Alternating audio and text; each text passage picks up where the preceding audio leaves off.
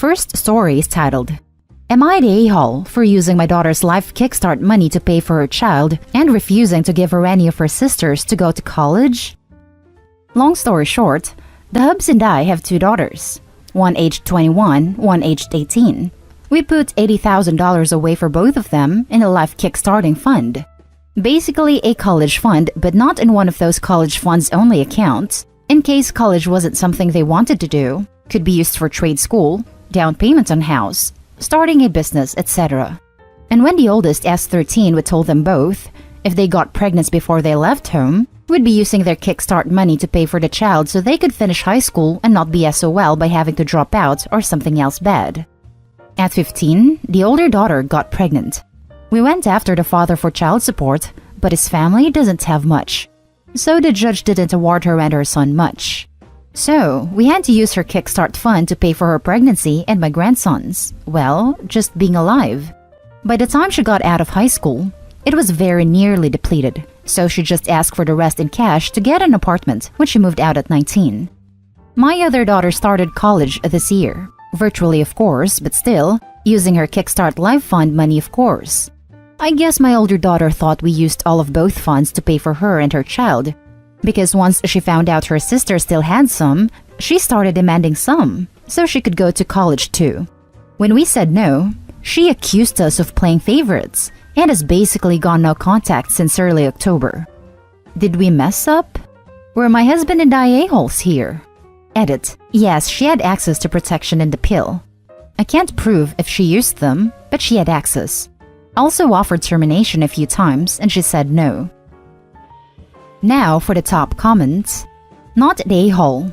Why should something she did negatively impact her younger sister? Her sister didn't get pregnant in high school. She did. She did so knowing that she would have struggles because of it. There is no reason her sister should have to pay for her child or her college.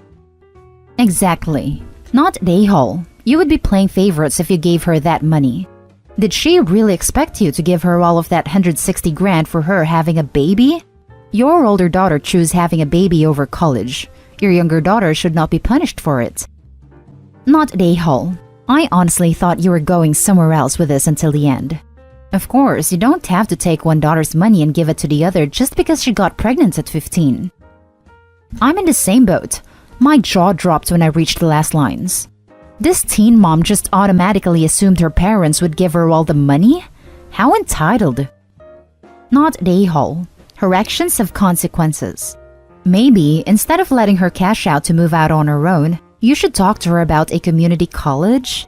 It's a great way to get your gen ed credits knocked out and save some cash.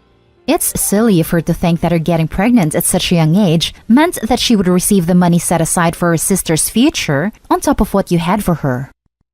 We tried to push for community college a few years ago, but she said no. Now for the next story. Am I the a-hole for demanding that my husband talk to a therapist and/or take parenting classes after he typed the word boundaries like boundaries? In case anyone isn't fluent in internet slang, the weird random capitalization means to read it in a whiny voice. My husband and I have been having some problems in regards to how he parents our 8-year-old son. My husband likes to play rough, tickling, wrestling, poking at someone after being told to stop, and my son is a quiet, introverted kid who hates that type of play. My husband also likes to do little pranks, mostly popping out and scaring people, but our son has asked him to stop. He also doesn't respect our son's limits in terms of social interaction.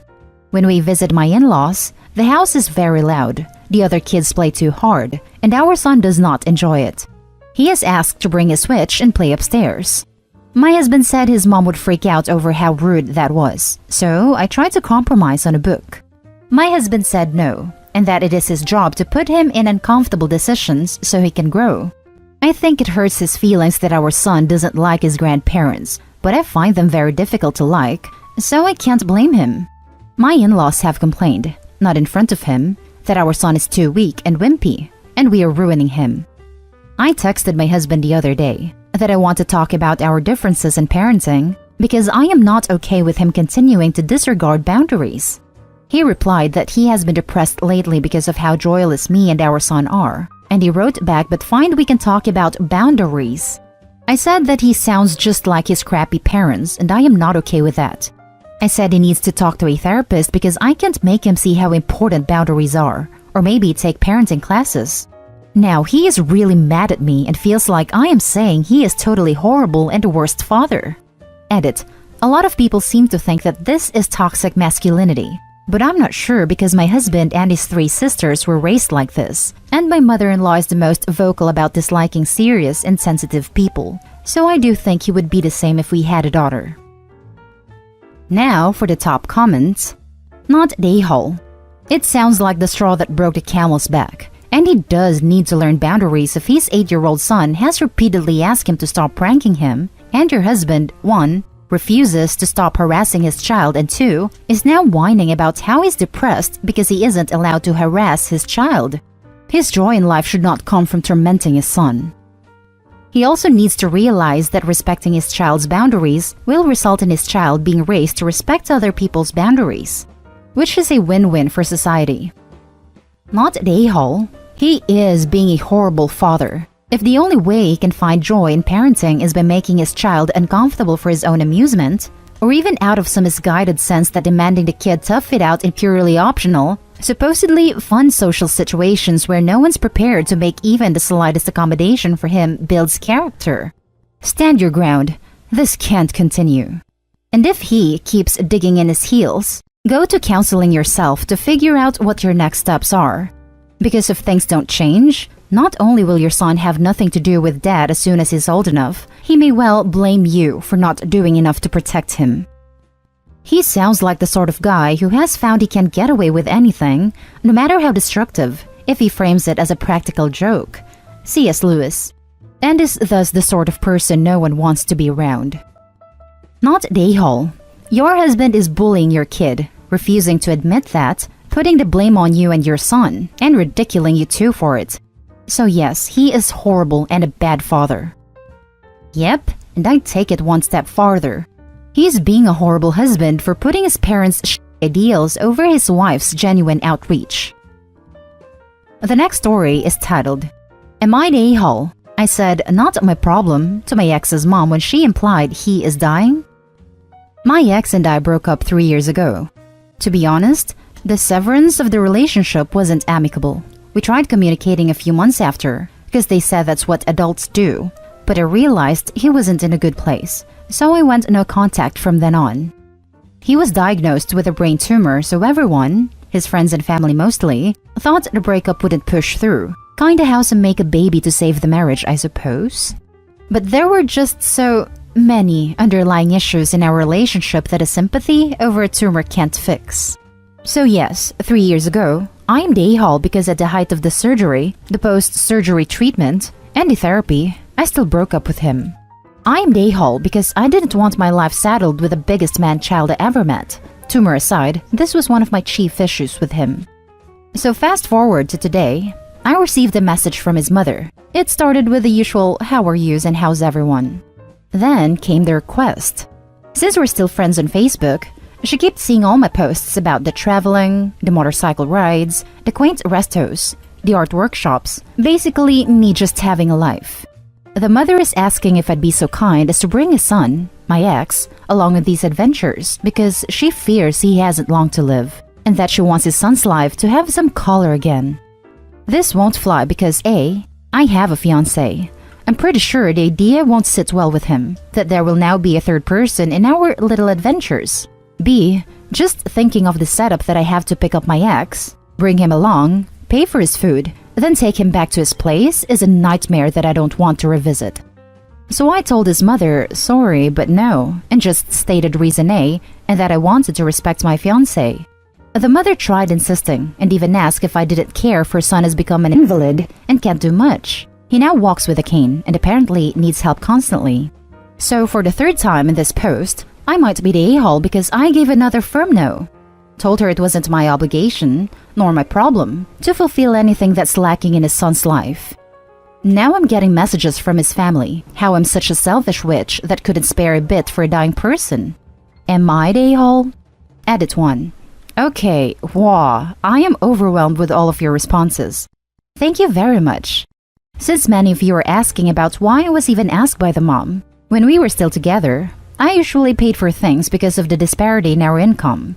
I'm really awkward about money, and my dad used to tell me that I have to be understanding with matters like that. Example on dinner dates. I can't expect a person to go Dutch when they obviously can't afford their half. I guess he and his family got used to the idea too much. And yes, maybe I let them at some point. I resented the fact that they seemed to have a thing for fancy stuff. Like the mom was asking for an insanely expensive bag for her birthday, one that I never even dreamed of owning. I said no to that, by the way. To summarize, perhaps because I have, and shown, the capacity to provide, and also the means to move, he would always want that I drive him around, pick him up from his house, and when the date's over, drop him off. I can only assume they don't have anyone within their circle who can provide such convenience. Edit 2. I'm not really 100% sure if he's already dying since the mom has a flair for the dramatic. Now for the top comments. Not an a-hole. His own mom and family can take him on these adventures if she's so concerned about it. Exactly. You shouldn't feel bad for living your own life and moving on from your ex. His mother and all the family could divide costs so they can take him on these types of trips. It isn't up to you to do that. Not an a-hole. Y'all broke up. You moved on with your life. You don't owe them anything, and it would be weird if he was there. The mom is the a-hole for trying to guilt trip you. It's a lot of money and time to do those kinds of trips. For her to expect you to be okay with it is kind of crazy. She could always take him out. Does he not have any other friends to do stuff with? Family? It's not your responsibility to make sure he lives his life. I think it's because they know I'm financially more capable than them. When we were still together, I was the one who usually paid for dinners, movies, out-of-the-country trips, etc. I also had to drive him around then since he didn't have a car and disliked public transportation. I think that's what the mom is missing since they can't do those things themselves. But yes, you are right. It takes a lot of money and time. In fact, we used to fight a lot about it. I hated the pressure they gave me then, just because I made a lot more. Not an a-hole. His misfortune is not your responsibility. You've moved on with your life, and he and his family obviously couldn't get over that. Sure, that really sucks for him and his family, but like you said, it's really not your problem. Info. How long were you all together? 3 years. Then a few months after that was sort of ambiguous because of the tumor news. Now for the last story. Am I the a-hole for refusing to help out my newly pregnant sister? My sister is 18, I am 29 female. She recently just found out she is pregnant and is panicking pretty hard right now. She thinks it's going to destroy her life, but has pretty strong beliefs against contraceptives and termination. Anyways, so she is 7 weeks pregnant and still lives at home with our extremely toxic mother and her equally as toxic father. She calls me for the first time in months to tell me this and then goes on to ask if she can move in with me and my family. I have a family of 4 and a home that just barely fits all of us. Originally, I told her that it would be fine, but I had stipulations. Like you have to get a job and earn your keep, and we would also have to upgrade our home in order to accommodate her and her unborn child. She flat out told me that she wouldn't get a job because she doesn't like people and being in public setting make her anxious. I told her there are programs that will not only help financially until she got on her feet, but also help her find a job to better fit her needs. She instantly shot the idea down and said that she didn't want to be seen as a charity case and that being on state help would just make her look like a loser. Instead, she suggested that her boyfriend move in as well and work part-time so that she could have help with the baby. She states that anything over part-time would mean that she would have no help, and that isn't an option to her. Keep in mind that this entitled attitude is stemmed directly from our mom and her dad. She never used to be like this, but it seems as though the second she turned 16, a switch flipped and she started following their path of ignorance. I've tried steering her in the right direction with no luck. Admittedly, it is probably due to the fact that my life is far too chaotic to give her the one-on-one that she needs. She has learning disabilities as well as abandonment and trust issues. So after she tells me this, I told her that we wouldn't be able to help her. That her boyfriend moving in with me and 3 extra mouths to feed, and realistically, a part-time job wouldn't even begin to cover the added expense of upgrading to a bigger home to accommodate her. She immediately started saying that I was selfish, just like our mother, and that I never cared about her like I claimed I did. She is now trying to guilt me by saying that she is basically going to end up homeless, because apparently, our mother threatened to kick her out unless she signs over rights of her baby to my mother, who desperately wants another child. Am I the a-hole for sticking to my guns and saying no unless her or her boyfriend get a full-time job instead of a part-time? Now for the top comments. Not the a-hole. Also, WTF. If a baby is going to ruin your life and you're against contraceptives and termination, don't have intercourse. She's screwing up her life, not a baby. And that baby is going to be screwed as well. She should just terminate or commit to giving it up for adoption. I told her the same thing. I even asked why she didn't take the morning after pill, and her response was, that's the same thing as termination. She has a half-fat, backwards way of thinking. Not the a-hole. Why can't she go move in with her boyfriend if she wants him to support her like that?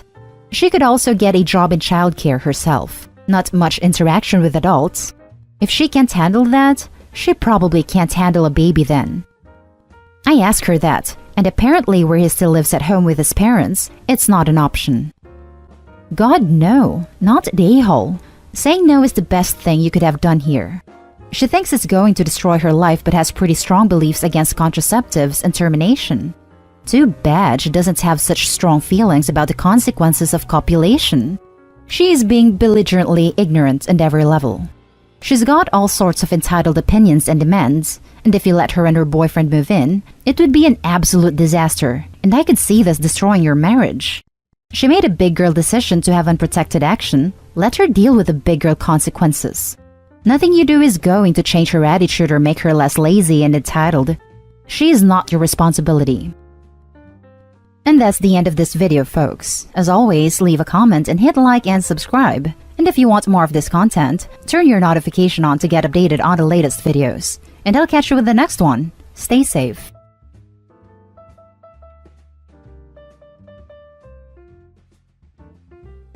Am I the a-hole for shouting at my sister while she's on her deathbed? My 26 female sister Nancy, 39 female, and I have had a strained relationship for as long as I can remember. For a bit of background, Nancy's parents were my late aunt and uncle, who passed away in a car accident when she was 6, and my parents adopted her. Growing up, I realized that she got more love and care than I did, but I just wrote it off because I didn't want to blame her for her trauma or how she handles triggers. When I was a teen, I got tired of her always needing to trump my accomplishments or be the center of attention. I finished high school when I was 16, and after I received my matric results, my parents planned a big party for me. But the week before, Nancy fell down a flight of stairs, and my party had to be canceled. As I was sitting in the waiting room with my parents, I had an epiphany and realized that a lot of her accidents coincidentally happened when something big was planned for me. A month before my 21st birthday, which was going to be spent on a cruise, she started having dizzy spells, and a few days before, she fell off the roof as she was trying to patch a few leaks. Rightfully, I was upset, and my parents lashed out at me for being selfish when my sister got injured trying to do something to help them. When I graduated my MBA at 22, she got very sick after eating shellfish, which everyone knows she's deathly allergic to. The day after my partner proposed, she got into an accident while driving on a sunny day with great road conditions, saying that she didn't see a light pole or something. She threw me a surprise engagement party, and guess who accidentally ate prawns and was rushed to the hospital halfway through the party? To avoid any drama at my wedding, my partner and I decided to elope with a few friends, and it was the first time something was all about me, for once.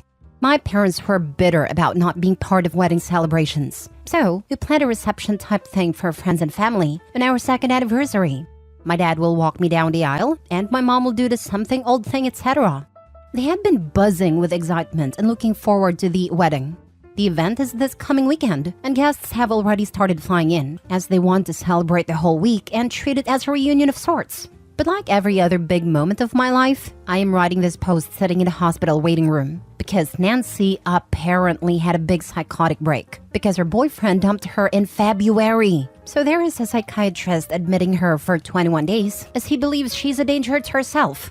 And now my parents are trying to talk me into postponing because it would be heartless of me to celebrate while my sister is cuffed to a bed for the next 3 weeks. I had a meltdown of my own and told my sister that if she wanted to go to heaven that desperately, could she not have done it when we were younger so I could be spared from all her drama? And now there's a handful of family members who are calling me a cruel bridezilla for taking my stress out on my sister when she's so unwell. I told all of them that I would be proceeding with the wedding, as a lot of time and money had already gone into it, and they're welcome to mope around a hospital to support my sister. They told me that I was unfair for making them have to choose between a party and my sister, who is on her deathbed. Edited to add, I know she isn't in her deathbed. Any sane person reading this post knows she's not on her deathbed. But to my family, this is a life or death situation, because only God knows what they'll do to her in there. And they're especially incensed by the very limited visitation because they're convinced the psychiatrist is doing it so she can get pumped full of medication, and so the hospital can make money, yada yada yada. Now for the top comments. Your sister is a drama queen, and your parents are her flying monkey attendants. Deathbed? She's on a psychiatric cold which is hardly a deathbed. Please go no contact with these people.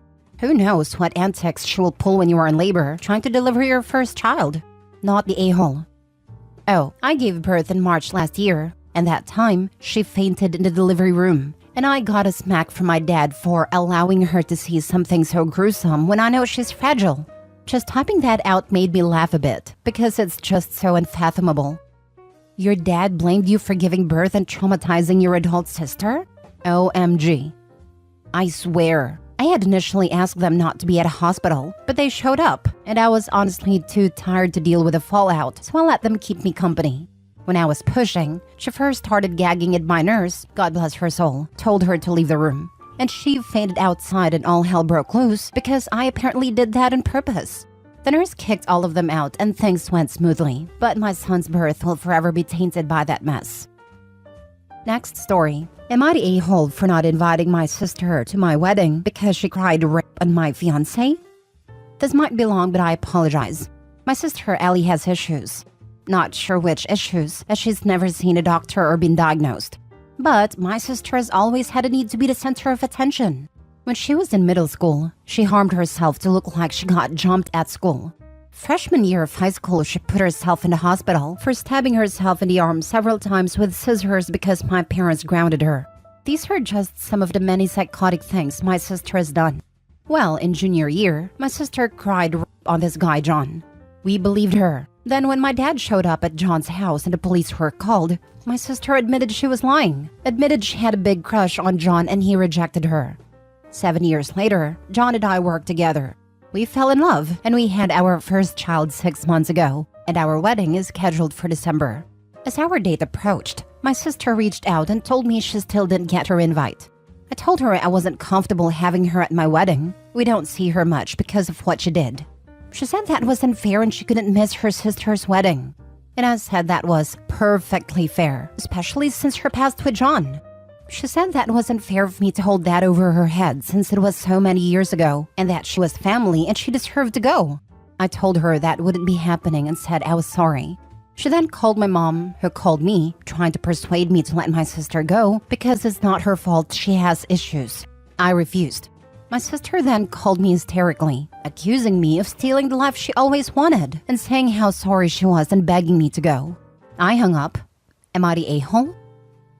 Not the a-hole, but I think you will need security at your wedding to deal with your sister when she shows up. Because the last thing you want is her showing up and causing a scene, which from the sounds of it is something she will do.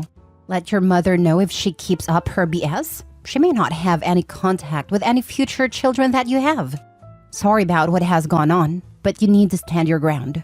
Prepare for the worst and hope for the best. Congrats on your forthcoming wedding. She has only met my daughter once already, which was the only time I've seen her in 6 months. Sounds like you already went low contact. Good on ya. Not the a-hole. Stealing the life she always wanted. Yeah, your sister will cause a scene at your wedding. She'll wear a white dress, she'll object, she'll tell everyone elaborate stories about how the groom is secretly in love with her. She'll give an inappropriate speech. She'll tear off her shirt and dance on the tables. Absolutely perfectly not the a-hole. Not only the lies she told about your fiancé, but God only knows what kind of drama she would cause. Stand firm in your decision. Did your parents never get her proper treatment over the years or what? No, they never did. My sister has never been evaluated.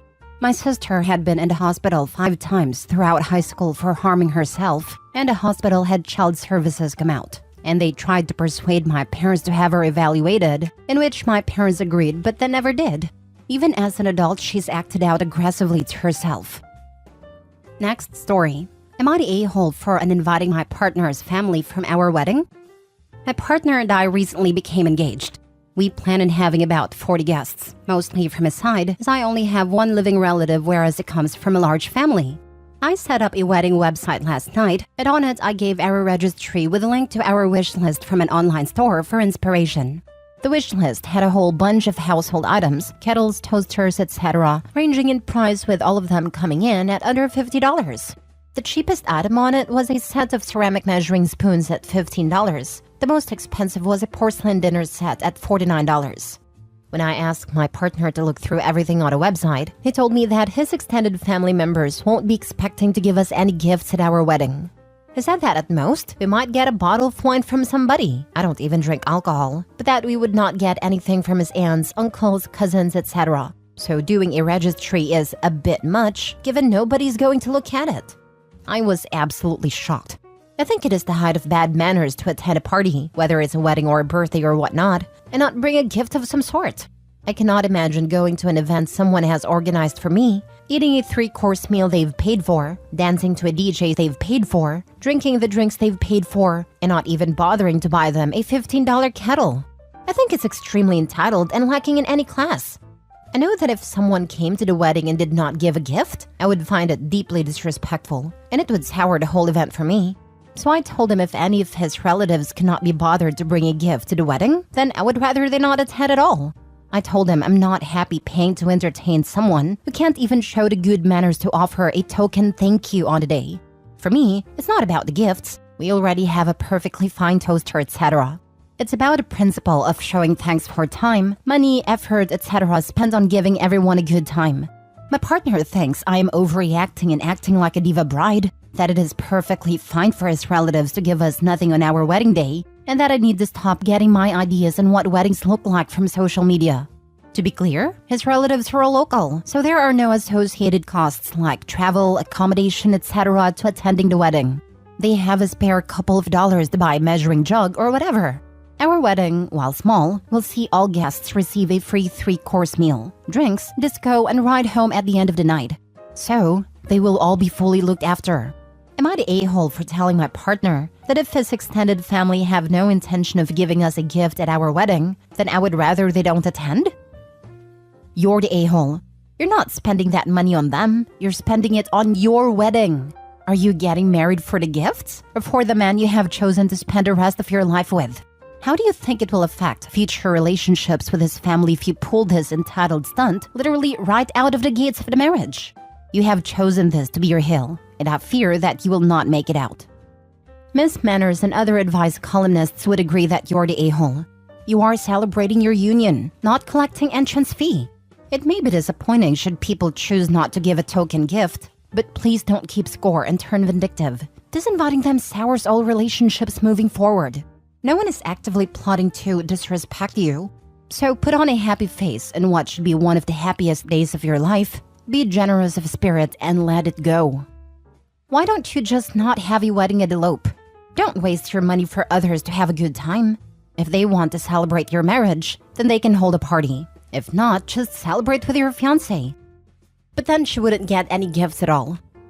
But if she really doesn't care about that, like she said in her post, then it shouldn't be an issue. Why would anyone pay for a wedding and catering and a reception place and a DJ and a photographer and a priest and everything, and not bring a gift for the newlyweds? There's no way I'd pay for all that stuff to be taken advantage of. I originally wanted to go to a registry with just my partner, our parents and his siblings, nobody else. Then maybe go for a quiet dinner at our favorite restaurant. It's my partner who wants us to have a big, by comparison, formal wedding with extended family members and so on. Which, I suppose, is part of why I feel so slighted by them not even bothering to give a thank you card. But you don't care if your fiancé feels slighted by you and inviting all his family based on something that hasn't happened yet? This is clearly important to him, but you're willing to uninvite them because they don't meet your expectations? That would irreparably harm their relationship and would be super selfish. Last story. Am I the a-hole for refusing to babysit during brother-in-law's wedding? Me 32 female, husband 34 male.